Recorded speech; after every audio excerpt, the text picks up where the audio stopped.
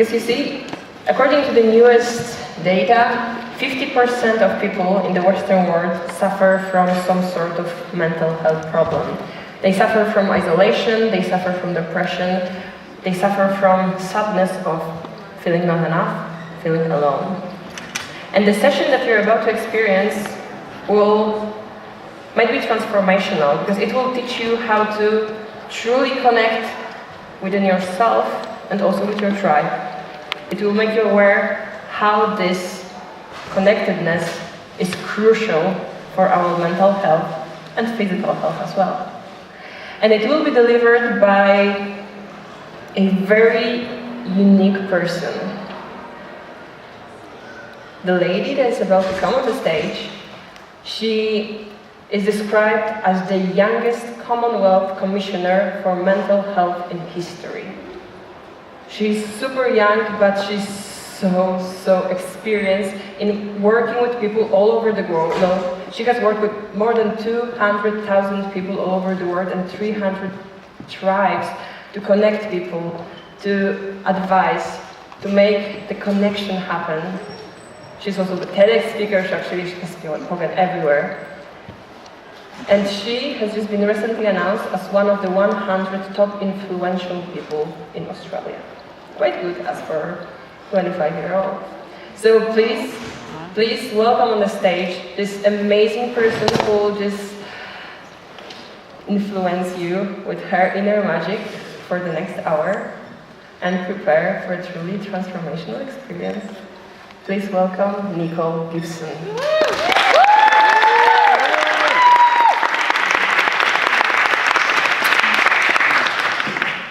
Hey tribe, this is most of all a total blessing to be able to run this session with you, and thank you so much. So who was in Ultramind just before? Cool, so how are your brains feeling first of all? Psychic, amazing, cool. So you already can feel the love that's about to take place in this room, right?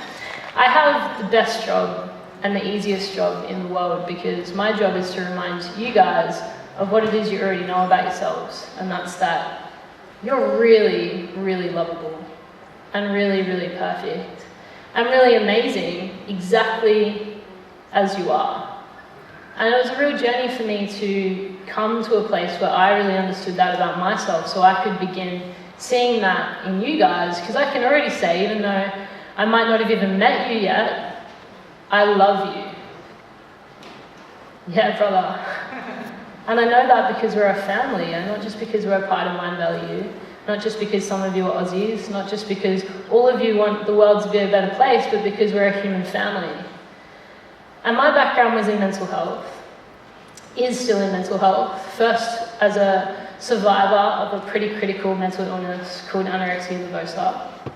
That almost cost me my life when I was 17, which inspired me to want to work in mental health. And I used to think that mental health was a siloed problem. But what's crazy about that opinion, which so many people still have, is that 50% of the Western world are going to experience a mental health problem at some point in their life. Was anyone aware of that? Some of you guys were? Put your hand up if you're under 45 in the room. Sorry if you don't want to reveal your age. You know, the biggest threat to your life right now is yourself, if you live in a Western country. Isn't that crazy? The biggest threat to your life, more than car accidents, drug overdoses, cancers, the biggest threat to your life is you, and there's something really wrong with that narrative. And this is something that my work has continually uncovered for me, is that until we understand our nature, which is love, in every single one of you guys, we're going to continually deal with this immense feeling of isolation and loneliness. And I experienced that for so long because I didn't know, first of all, how to let myself be seen. And I sure as hell didn't know how to use my voice in order to be heard. But more than that, I was in a community of people that didn't know how to see me. And one thing that I've learned more than anything, working with 250,000 people across the world, is we have one thing in common. And that one thing outweighs any difference that you could possibly come up with as a justification of our segregation or separation. and it's our humanity, but something underlies that, and that's the desire to love and be loved, to be seen and heard. And the reason we desire that, the reason that's in us, is because it is us. So my intention for this session, Beautiful Tribe, is not for you guys to just listen to me speak for an hour, even though I've been told many times that my voice is very meditative and soothing, so I'm sure that would be cool too. But it's actually to create an experience of that. Are you guys down with that? Yeah, cool. And it's going to be using a framework that I use often in my work, and I'm going to tell you a little bit about how I came to understand that framework, called rites of passage. Now, rite of passage, what comes to mind when you guys think about a rite of passage? Horrible, traumatizing stories of when you're a teenager, maybe? Transitioning from one life phase to another, such as from teen to adulthood, or from child to teen. Things Beautiful. like Sweet 16 is a rite of passage, or your first menstruation, or your marriage, are all like rites of passage. Incredible, exactly right. And that's a very similar way that I define it in my work, which is an experience that when you're on the other side of that experience, you're forever changed. Yeah. So when you go through a coming of age, when you become an adult, as much as we have a society that's obsessed with wanting to stay young, you're forever going to be an adult. When you go through a breakup and you experience your first heartbreak, are you ever going to be the same person on the other side of that heartbreak? No, right? These experiences that change us and transform us. Now, because when I was growing up, I didn't have elders in my community, in a tribe, that really knew how to facilitate this process of rites of passage, there was a really significant impact on my mental health, because what happens when there's not a tribe around you to facilitate this process of rites of passage? What happens? Does it just mean that we never change, that rites of passage never happens? No, what happens? You don't deal with the aftermath, and someone just said it over here. You make it up. You make your own, right? So I made my own. And there was a tragedy in that, even though I don't so much see it as a tragedy anymore. And that was a 5-year battle with a mental illness, specifically an eating disorder, as I was trying to fumble my way through into becoming a woman. And I so desperately wanted to meet these ideals of what it meant to be a woman, this idea of perfection. I was an aspiring performer. And I thought I had to fit this mold, yeah? And I admire these people that held so much significance, these women that had so much power and so much beauty, but no one told me that the reason that they were beautiful and powerful was because they loved themselves. No one told me that. And as soon as you love yourself, you have access to that power.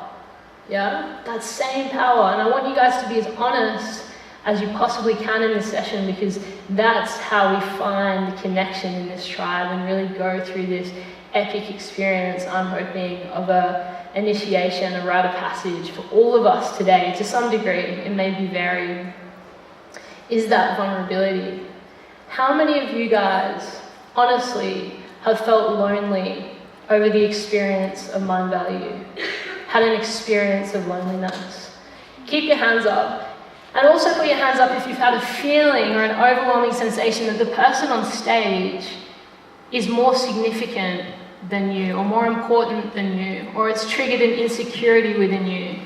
I want you to keep your hands up, and I want all of you guys to look around the room, right? In a tribe, it's understood that every single member of that tribe is equally as important, and you want to know why? Because you guys have a perception that no one else, not just in the tribe, but in the world has.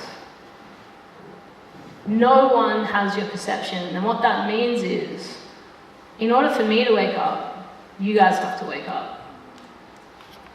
In order to awaken myself, I need to assist you in awakening. And awakening is never going to happen when there's levels. So I'm going to dissolve these levels in a second. Because what I want to do is honor the love and the beauty that exists inside of each of you, because that's how we awaken.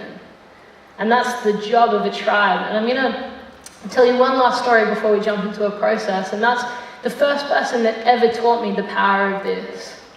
Now, my eating disorder and my mental illness was undiagnosed for a fair period of time, from about 12 until 16. In fact, it reached a point where my weight was at a point that my body temperature was a degree lower than it should have been. Normal blood pressure is what? About 120 on 80?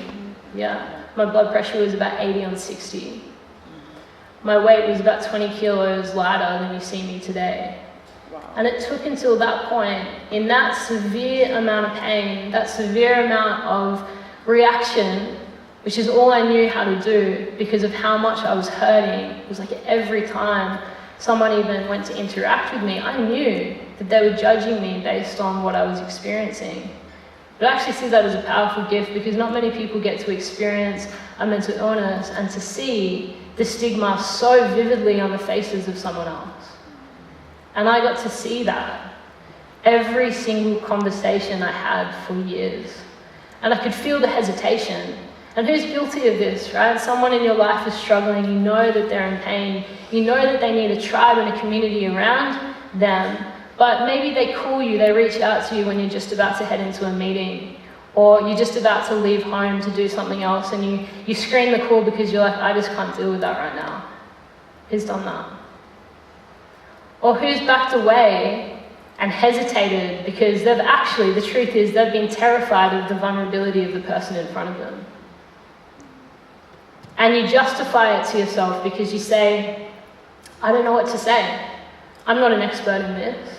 I'm not qualified to have that conversation. What if I make it worse?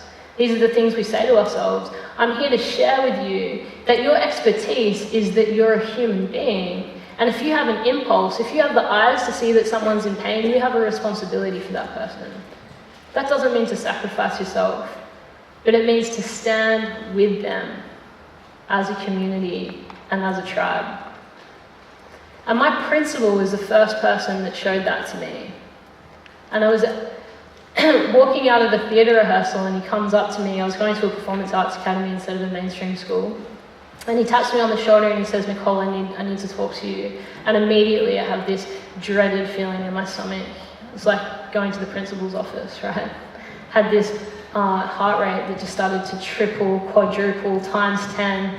I felt like I couldn't breathe, my esophagus was closing up, and I was just thinking, I don't want to go and have this conversation with you. I don't want to have this conversation with you, because on some level I knew what he was going to talk to me about. And he said, I'd really appreciate it if you just followed me back to my office so we could have some privacy. And the adrenaline escalated again. I started to feel like I was going to pass out. I'd never been so genuinely terrified, right? And I'm not alone in this experience. How terrifying is it when someone actually sees you? And the reason it's so terrifying is because it's so uncommon. It's so unfamiliar, and that's not okay.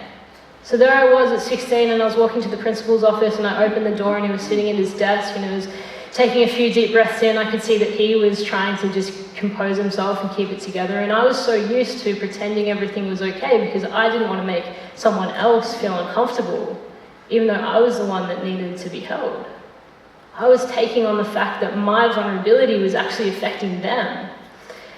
And I didn't want to sit close to him because the energy was so intense that it was going to rip shreds through me if I was in a proximity to him. So I went and I sat in the corner of his office on a couch and I looked down with my hands in my head and I just was thinking to myself, I don't want to be here, I don't want to be here, I want to run away.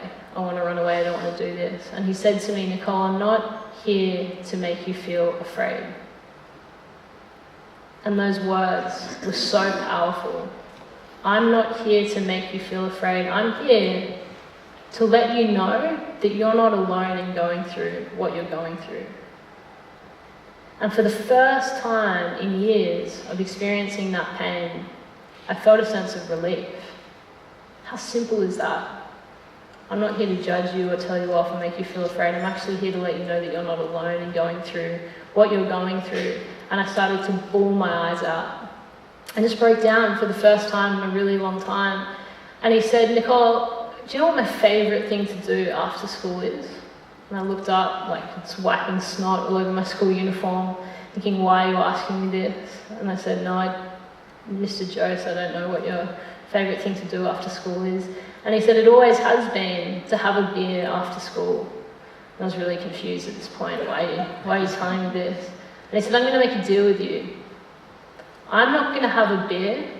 And he got out a piece of paper and he started writing on this paper as he said it out loud. I will not have a beer until you hit your weight target. And he signed it. And he put it on the wall of his office. And I said, Mr. Jost, why would you do that for me? And he said, I'm never going to profess, Nicole, to know what it's like to be a 16-year-old going through anorexia. But I sure as hell know what it feels like to be fighting a battle that feels impossible to get to the top of. And I sure as hell know what it feels like to be doing that alone. So this is a gesture from me to you to help you know that you're not alone in doing this. And that was the first time I experienced acknowledgement. And it changed the trajectory of my life. And how simple is it to acknowledge someone? Because we see ourselves in people all the time. Every time you see a speaker up here, you see yourself in them. And I've even experienced it with some of the speakers when I've wanted to go and ask a question or have a conversation with them. I feel this sense of nervousness, like who am I to have this conversation with them? But the greatness that I see in them is because I'm seeing myself in them and I'm connecting and I'm relating to that. So I actually have a responsibility in that moment to acknowledge it, because not only does it help consolidate it in them, it helps consolidate it in me. And the more generous we become in acknowledging others around us, the people in our tribe, the stronger not only they become, the stronger we become. And that's unification. Yeah. That's our responsibility to each other. So I'm going to do a process, or the start of a process. Put your hand up again if you put your hand up when I asked who's experienced loneliness during this experience, because this is such a beautiful, beautiful space to get real about this. Okay, sister, do you want to come up, come and join me? I don't know if we have another mic, is that a thing? Maybe you can speak into my headset. In fact, if you speak, can these guys hear you? Just try. Can you hear me? Yes. Can everyone at the back here? Okay. Tell me what that's been like and why. In an environment where there's so many people around who love you, I can already vouch for that. Where does that come from? Sometimes when I'm in a large gathering, I have a hard time connecting with others. Like I'm really good one-on-one, and having a one-on-one conversation with someone. But if it's a bigger group, then I find myself either hanging on the edge or feeling like I'm out of place. Like I love you! We'll get there. Like they'll see through me, like they'll see how, like they'll see that I doubt myself. Yeah. Or like, I have two daughters that have, a daughter with severe mental illness. And she tried to kill herself 3 times by the time she was 12. So what you were talking about really resonates with me. I was severely bullied when I was growing up, really severely. So in spite of all the healing work that I've done over the last 4 years through Mindvalley and all the other work that I've done, other platforms, other places, other venues,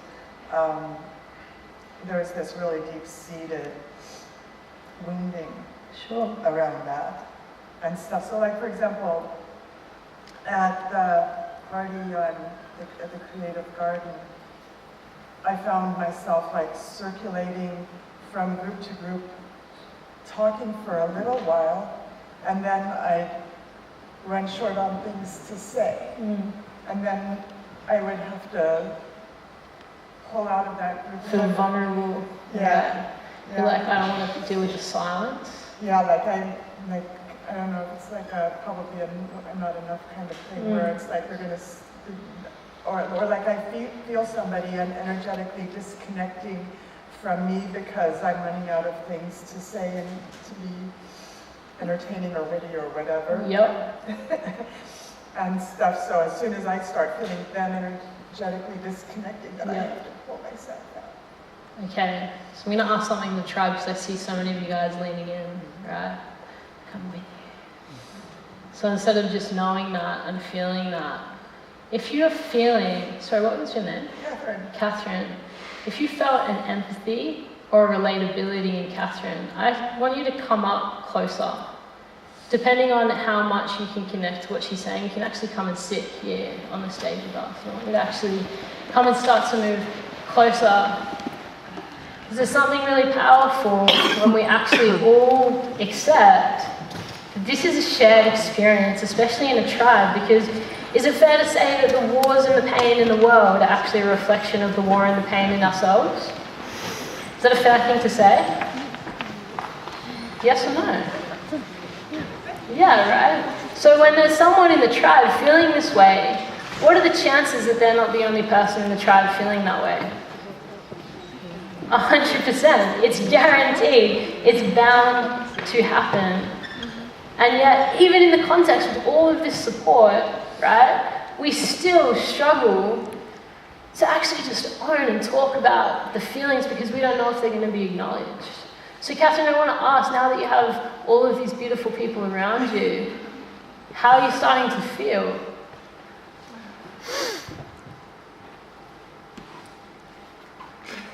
Right. And for you guys that ran up, who has something in their chest, as Catherine was sharing as you guys started to come up, that you want to say, that you want to honor, that you want to acknowledge in Catherine? Yeah. I actually saw you on Saturday, right, at Skip's thing, and I wanted to talk to you more, but because I had organized something else. And I just wanted to, and I of course I still wish to. I hope you saw that one. Amazing. You've had such a profound effect on me on this trip. I acknowledge your courage and bravery and your willingness to articulate something that's obviously still so painful that you're going through in front of this crowd, this tribe. So I want to just bring attention to the fact, Catherine, that when we become honest, right, when we become vulnerable, when we let ourselves be seen, not only does it start to allow the release of that wounding in you, look at everyone around you. And how many of you guys haven't been able to say what Catherine's just said? Right? And we get so shit scared, right? That we're the only ones. Every single person, Catherine, I can say it because I know people and I love people, know the feeling that you're explaining when you say I'm at a party and I'm running out of things to say and it's starting to feel vulnerable and I just want to run away now. Everyone knows that feeling. And you know why? Because there's so much more of what makes us the same than what separates us. And we forget it. In so many moments we forget it, that it's a shared experience, that you guys don't know what it's like necessarily to have the exact experiences I've had, or that Catherine's had. Is it fair to say, and put your hands up, if every single person knows what it's like to be in pain? Who's had that experience, yeah? And it's relative. Pain's relative. So it's actually irrelevant how significant that pain is, that we actually have a shared experience of that pain. Who knows what happiness feels like? Yeah, who knows what joy feels like? Who knows what generosity feels like? Who knows what it's like to feel like you're just not really into yourself today and you're having a bad hair day? Yeah? We all know these feelings because there's a human experience that we're all having together right now in this present moment, irrespective of your age, your gender, your sexuality, your status, the amount of awards you have, what part of the world you were born into. And we forget that that's what we crave. And acknowledgement is the way to get there. I honor you for your vulnerability, and I honor you because it inspires me to be more of myself. So thank you.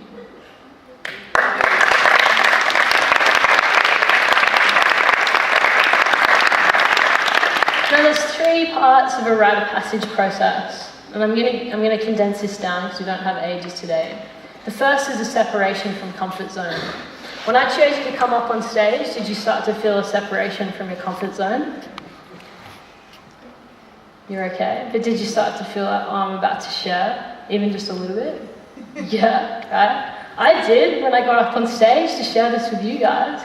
And then we go through a process of challenge and inquiry. So this point of expression, you're not quite on the other side of it, you're still in it. Yeah. And then when you come out the other side of it, that's when acknowledgement is important. This is a really profound process. It's seen everywhere in nature. Before the caterpillar becomes a butterfly, what happens to the caterpillar? Exactly, it dies. I've never had an audience member say it so succinctly. It melts. It's actually more gnarly than just dying, right? The caterpillar dissolves. Literally goes into the chrysalis. The caterpillar becomes mush. And it becomes mush because through the surrendering of itself, it can be remade into the butterfly. You know what I heard constantly when I was told that the people in my life wanted me to get better, that they loved me? Constantly, every day, Nicole, I miss the old you. I miss the old you. I just want the old you back. You know how painful that was to hear? Because they didn't understand that because of the trauma that I went through, day in, day out, moment after moment, I could never be the person I was before that trauma. Ever. But did that mean I always had to be defined by that pain? No. But I needed to be the caterpillar melting, giving permission to melt. The permission from the people around me to actually not have it figured out so that I could become the butterfly. And this is a narrative that I think is really broken in a lot of personal development contexts. It is not about fixing yourself. And it's not about doing. It's actually about undoing and surrendering. And through that surrender, allowing the natural process that is healing to rebirth you into the greater, more expansive, more unapologetic version of yourself that was already inside of you. All of these speakers have talked about you have to see it in yourself. Yeah, it has to be in you before you create it in the world. That's because your potential is already inside of you. Has anyone ever told you that? You don't have to get potential. That potential is already there, and you heard Nassim, you're like the universe. You are the universe. You are so infinite. You are so infinite that no speaker is ever going to be able to put words to the infinity that you are. We just have to get out of the way. In mental health, we put people in institutions and clinical environments, and we tell them that there's something wrong with them via a diagnosis, and then they hand their power over to authority in desperation. Please take the pain away. And when you're in pain, you'll do anything to not be in pain. But the pain is the thing that's rebirthing you into the next version of you. What we need to do is hold the space for that process of pain to rebirth you, just like a mother giving birth, right? When a mother's giving birth, they can have the loved ones around them, they can have the midwife, and they can support that mother all the way up until the mother's about to give birth. But what's the one thing that support team can't do for the mum? You can't push the baby out, right?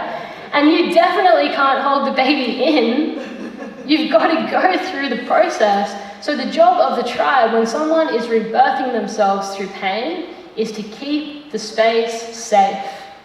And not safe on your terms. Safe on the person in pain's terms. That means if they say, I don't like the feeling I get when I go to that doctor, I actually leave a session that's meant to empower me and I feel a bit yucky. I feel disempowered, I feel insignificant. It's the tribe's responsibility to honor and acknowledge that.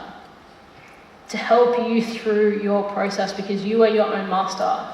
You are literally the genius of you. The word genius means genuine. The word realize, to have realizations, the word realize means, the suffix ise means to see.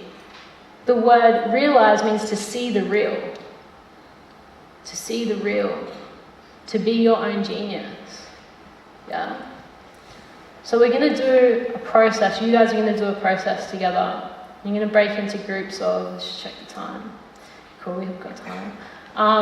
Of 3. And there's a little sort of symbol that I do often with my groups, which is 1 out of 3, 3 being I'm prepared to be really, really honest and get the most out of this experience. And this is a totally safe space for all of you guys. And 1 being I'm not really so prepared to share. People are already giving 3s, that's a good sign. I'm not really prepared to share. 2 is I'm prepared to share, but not all of me. 1 to 3 so everyone can see how willing is everyone. Amazing. Cool. So just respect that when you're in your groups. You can show that to each other as well. And I want you to share genuinely what has this experience been for you guys. Not it's freaking awesome because it's meant to be awesome, and maybe that's the absolute truth, but maybe it's like I've been challenged on a lot of my stuff and this is really hard and this is what I'm going through. Maybe that's your truth. Or some of the speakers have made me feel like I'm so far away from ever being able to achieve any of my dreams.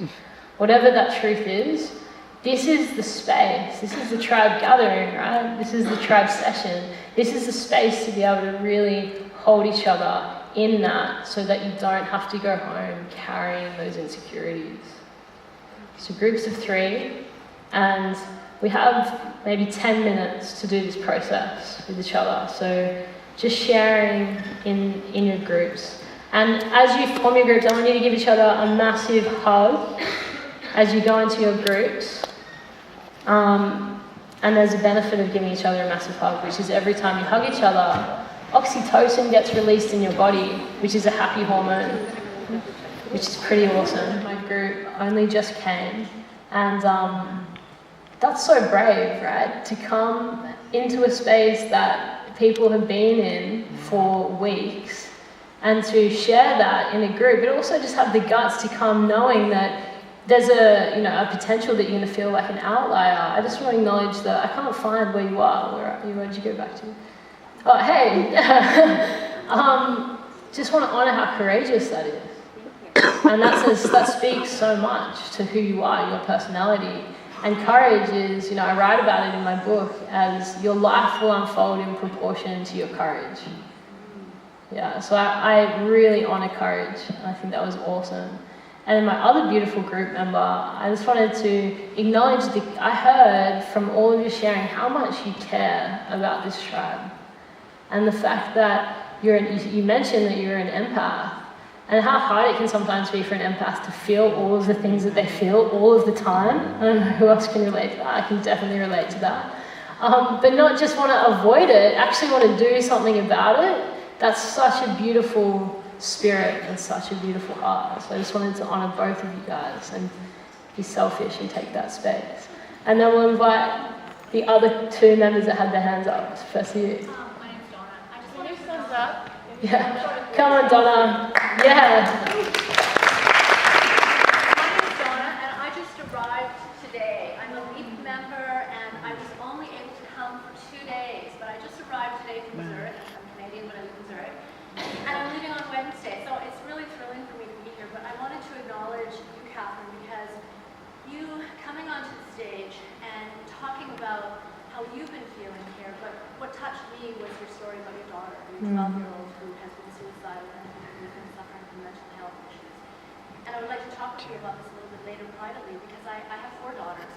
One was suicidal for many, many years and had mental health issues for 5 years when she was a teenager, and is now in her late 20s and totally fine and healthy and on a completely different trajectory. So there is light at the end of the tunnel. I want you to know that. I have another one who just had an operation last week, and that's why I couldn't be here, because my daughter is now becoming my son, and is on antidepressants and has been going through a lot of depression because she was born in the wrong body, and she is now a he. But I'm hoping that the antidepressants soon cease to exist and that he can be finding his way in his new path in life. So I want you to know that this is when we start sharing these stories about things that we're going through and the issues that we're having with our children, we find a whole new tribe. Because when we keep that inside and we don't share that, we feel completely isolated. We feel like we're living alone in this maze that nobody can understand. Maybe sometimes there's feelings of embarrassment, feelings of being alone, a feeling like we're I don't know, completely alienated because we're having this experience that nobody can understand. But I want to share with you that everybody can understand, because every second person has something going on that is similar. Not everybody's child is changing genders, but I can tell you that 50% of the people in here with children are suffering from depression because it's endemic in our society. So what you did today by sitting up here and bringing this whole tribal gathering of emotion and love and tears and pouring out, I honor you for that. And I just want to say thank you so much. I would love to talk to you after and share some lovely stories.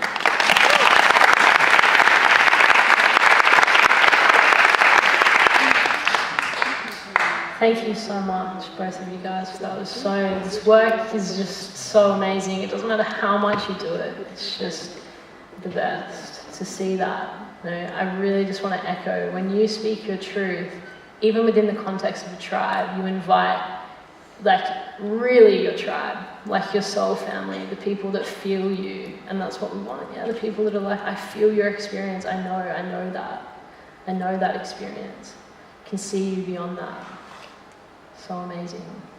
Sister. I want to acknowledge Vilma, because that's the second day I see her crying, and she's becoming more and more beautiful in my eyes. And I really want to acknowledge you, Nicole, for holding this space, because I believe that, and all of you guys for sitting here in this discomfort, because I believe that we all really need space to connect with our pain. And I'm here because mental health issues is a very big topic in my life. I work for Mindvalley, and I joined Mindvalley only because of this happiness at the workplace slogan, because I almost took my life away because of the misplacement at work, where I found myself super sad and unhappy that I decided to make it my mission to help other people thrive at work, because if we are living without purpose, then we are very unhappy and anything can happen. But sometimes I feel that I'm so happy where I am that I lose contact with my pain and my sadness, where it came from. And I need the space to connect with the pain. So I really, really wish for all of you to, and encourage really to connect with that pain, because, you know, pain is shit, and shit is a fertilizer, and that is needed.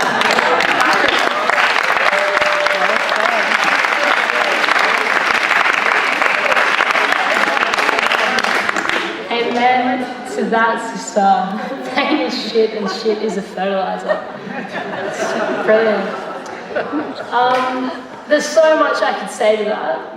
And elaborate, because I so agree, you know, pain. And I really love witnessing people and hearing people express from the space of, well, I actually have been with my pain, you know, and I've had an opportunity to actually shift my relationship with pain, which we all have. In fact, all of the brilliant speakers that have stood on this stage, that's the key. Yeah, they've changed their relationship with their pain. And the thing is, the thing that brings us the most pain, the thing that makes us feel most inadequate, the thing that makes us feel the most separate, is actually the key to your greatness and your genius and your destiny, to make meaning of our pain. I call human beings meaning makers. We all just want to bring meaning. We don't want it to be in vain. Yeah, we don't want that pain to, and it doesn't have to be in vain. You start your call to adventure, your greatness. It's at like 7 p.m. myself. Right at the climax of my speech, brother. You begin that call to adventure as soon as you start to change that relationship. You know, I worked with a monk training Kung Fu. That was a story in itself.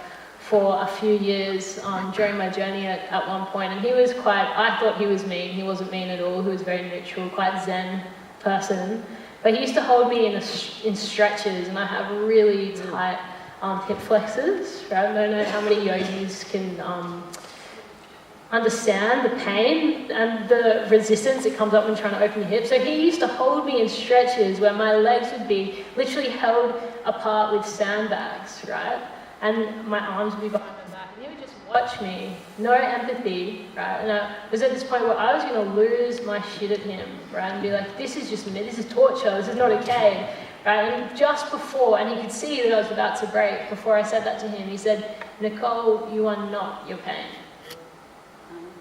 And I had a transcendental experience, right? And I realized that I am experiencing pain. You know, a diagnosis in French actually translates as depression, anxiety, anorexia. Pain is passing through me. The understanding of impermanence. What do we say in a Western context?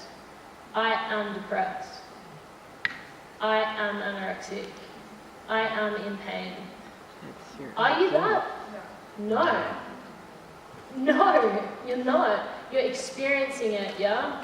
And when you see the divinity in someone else, I say this to every frontline service practitioner I work with in Australia and across the world. If you cannot see the divinity in someone else, who they are beyond their pain, you have absolutely no right to be facilitating their healing. Full stop. Because people will grow into the space that you hold for them. Exactly. So I have a beautiful friend, I actually want to acknowledge her. Her name's Emily Paulo, and she has a saying that she always brings into her spaces when she facilitates, which is, I'm allowed. And it's a really powerful thing to give yourself permission to be all that you are.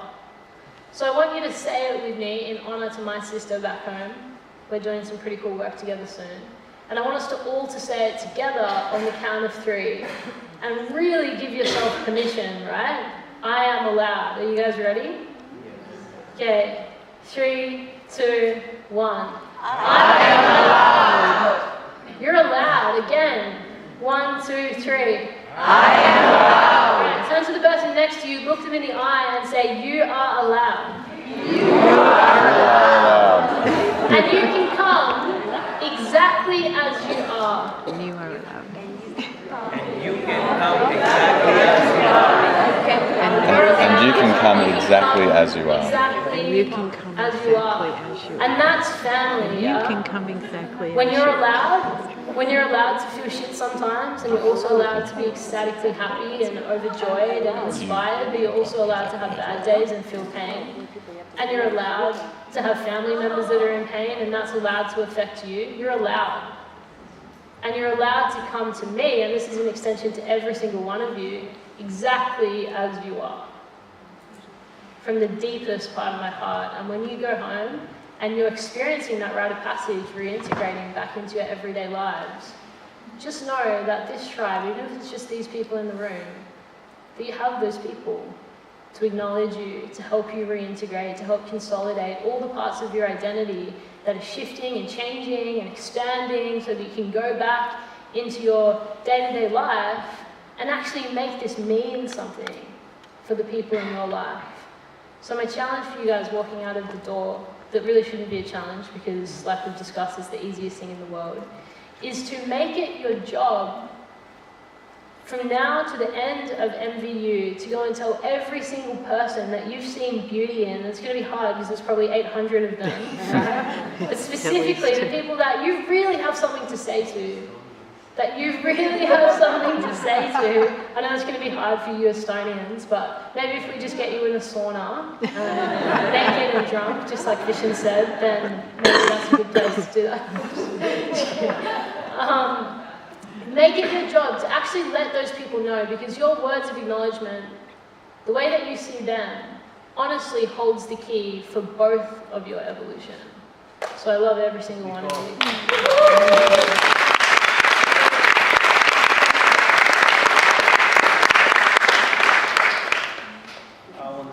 I want to say thank you, and it's a personal thank you. That, in fact, naked would be easy. But that last bit, being allowed, and I stepped in here 3 weeks ago, and I came in to learn, be like everybody else. And then whatever happened, I created a workshop, it was good. I created the second one, and I can feel myself slip into the position of having to be the guy in the front of the room, while feeling that it's not true. And the more I was able to do good stuff, the more I felt that I don't know what I'm doing at all. And the less I could show it. And you made it okay to say it. I mean, there's probably a lot of people who Thank you so may or much, may brother. not be surprised. I don't know.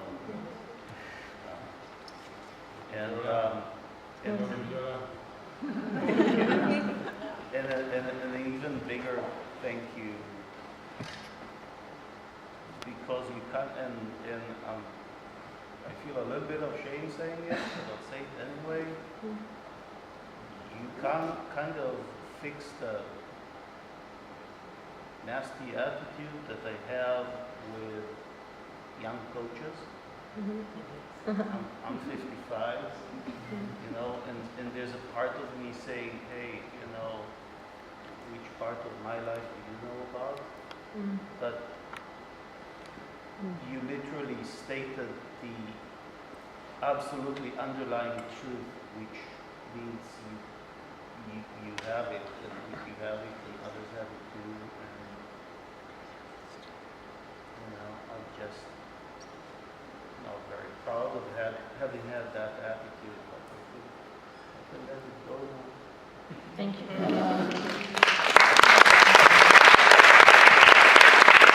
Someone's going to stick up for the millennial generation, I'll tell you that. Can I just say on a side note that, I don't know if she mentioned that she wrote a book, and I got the book last week, and basically because of her age, I don't know, I said, oh, I'm going to show my kids, you know, this is great, she's young. I get that a lot. And I started, This is for my I child. started reading it, and I was like, and I read the book yesterday, and I was like, first I'm saying, it's 25-year-olds teaching me, okay?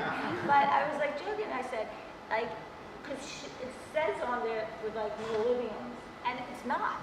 It really isn't. It's in brackets. Yeah. It's amazing.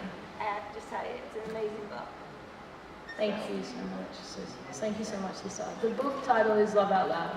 But I can, you're all in the group, yeah, and you saw the post. So please connect with me. I want to stay connected to every single one of you on Facebook. And I'd love all of you guys, of course, to read the book. It explores the principles of love. You know? And it was such a beautiful journey. I don't feel like I wrote that book. I feel like that book wrote me. So I just want to specify that. And I was challenged every step of the way. You know, one of the subtitles, so yeah, the subtitles in the book is integrity is to love those who hate you. And that was one of the lessons I really had to live in order to write about it with integrity.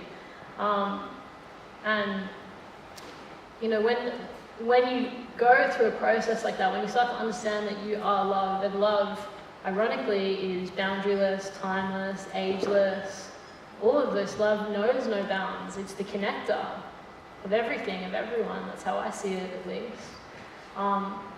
That's really when you can start to strip away from this identity. And that's when you start to know, like, you're enough, you're already it, you're already loved, you're already there. You're exactly where you're meant to be. I was sharing a beautiful friend downstairs that one of the first lines in my book, and I want to share this with you because it's so important to me, is that love is not finding the perfection, but the unconditional permission to explore the imperfection. Yeah, and that's the human condition. And when you give the gift to humanity to be imperfectly you, that is perfection. That's perfect. That's a perfect moment.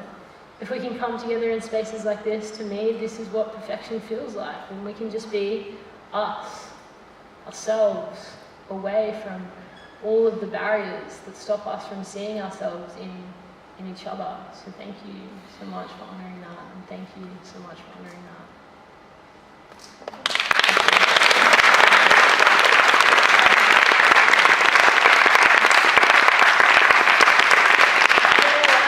To keep connecting. I'm sure I want to go to dinner with everyone. I don't know what everyone's plan is, but we can convene downstairs maybe. Bonfire at the beach. Why don't we all go to bonfire? Does that sound good? Yeah, alright, let's go to bonfire. The bonfire is